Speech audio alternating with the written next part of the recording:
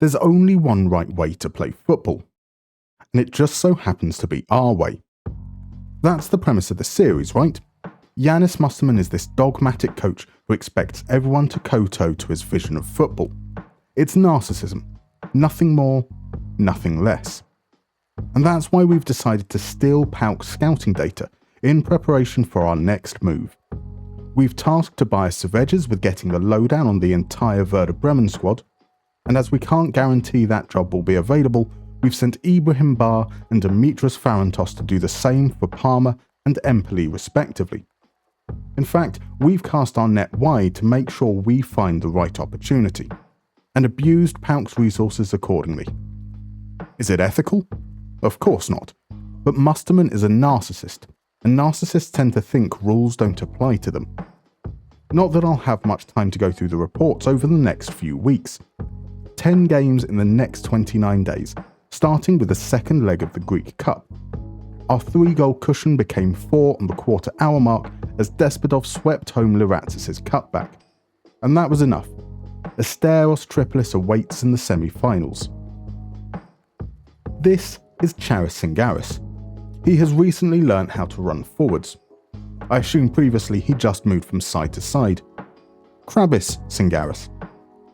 He's an important part of our rotation and comes into the starting lineup against Volos to keep Sotiris fresh for our upcoming Champions League game.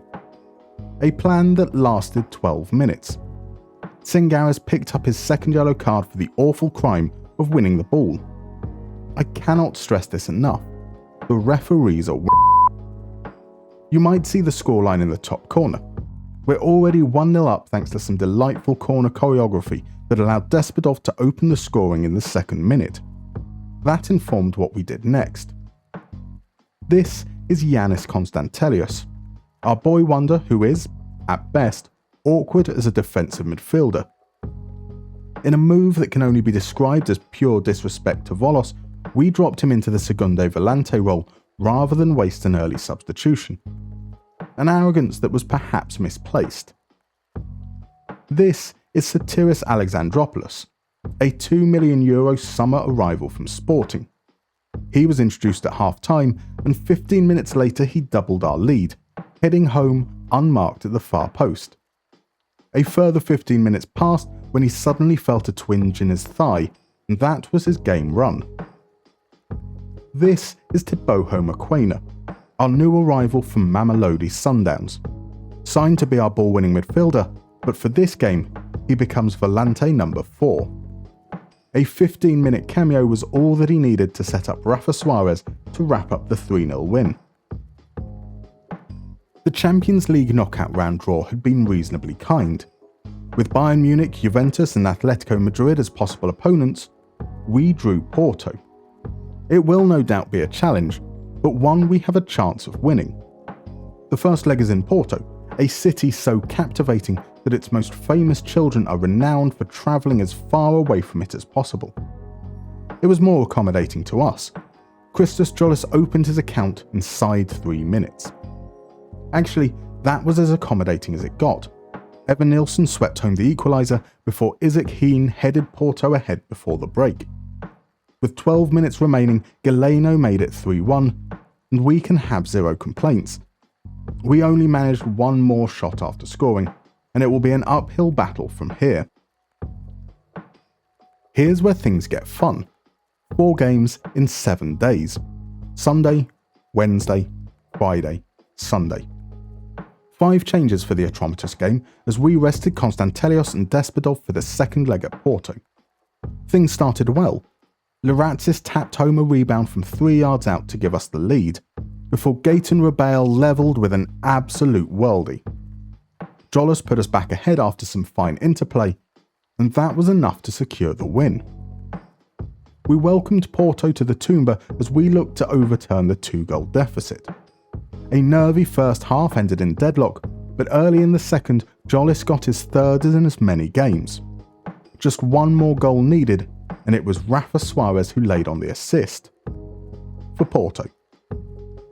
Erlingmark put us back ahead with an absolute thunderbastard, but it was too little too late. We were out, and deservedly so. Jollis picked up a thigh injury and our attacking options are looking thin. We rotated as much as we could for Kalamata, only for Fivos Botos to depart 18 minutes in. With the game set for a stalemate, Marius Salsis was the hero.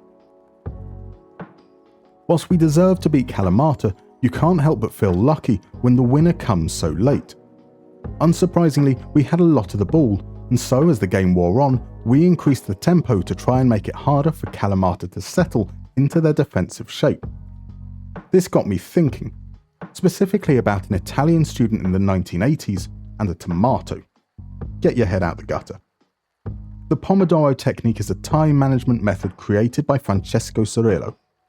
Using a tomato-shaped kitchen timer, he would divide work into blocks of 25 minutes and then take a 5-minute rest. Maybe we could do something similar, but in reverse. So here's the plan. From the off, we get at them. 10 minutes of absolute chaos. We then rest for 25 minutes in preparation for a final 10-minute flurry to see out the half.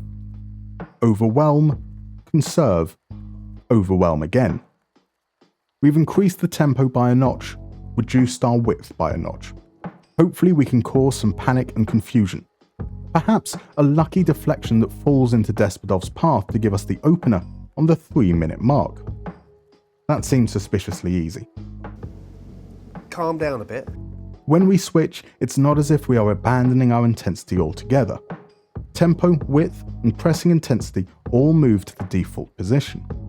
We're not going to be passive or docile, just slightly restrained. Maybe we'll be a little slower releasing the ball.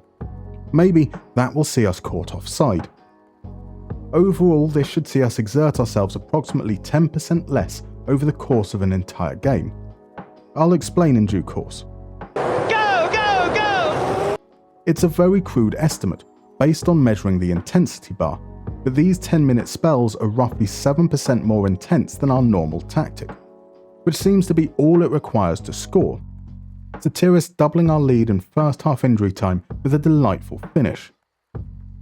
By comparison, our rest periods are roughly 13% less intense than our normal tactic, and as we use this for longer periods of the game, this makes the approach considerably less intense over the course of 90 minutes. Moreover, it's astonishingly effective, with Despodov getting his second 2 minutes into the second half. That's Konstantelios' second assist too. Let's not get carried away though. Yanina do concede nearly 2 goals a game. Calm down a bit. We don't know what would have happened if we just played our normal tactic. Maybe we'd have raced out to a big lead early and could have stepped off the gas in the second half. Go, go, go! Maybe it's just coincidence that all our goals have come during these chaos periods. Coincidence or not, I certainly wish the idea had dawned on me earlier though. After a series of tight games, seeing Despodov round off his hat-trick is certainly very encouraging. After such an exhausting week, it is encouraging to keep a clean sheet against the league's second top scorers. At this point, it is just a theory, so let's test it out further. The schedule is, comparatively speaking, a little lighter, with only 3 games in 8 days, but that is still frequent enough to want to manage our intensity. First up, the away leg of the Greek Cup semi-final against Asteros Tripolis. In the opening 10 minutes of the second half, Jimus pounced on an error. In the closing 10 minutes, Konstantelios prodded home a second. So far, so good. Bottom placed Larissa next in our final league game before the league splits in 2. In the final 10 minutes of the first half, Despodov struck. 2 minutes later, he doubled the lead. In the final 10 minutes of the second half, Palomino turned a cross into his own goal before Despodov restored the 2-goal advantage in injury time. The second leg of the Greek Cup, and we finally score during a rest period. Singaras sweeping home from a short corner routine. In the 43rd minute, he got his second, before Jones Sastra drilled home a third in first half injury time. Juan Yangali scored the pick of the goals to reduce the arrears early in the second half, before a late Rafa Suarez header finished off the tie. 6-1 on aggregate. 4 games is not enough to make a judgment, certainly not when all 4 games are against opposition we are expected to beat. The focus was on managing intensity so we could get through this schedule, and that is what we've done.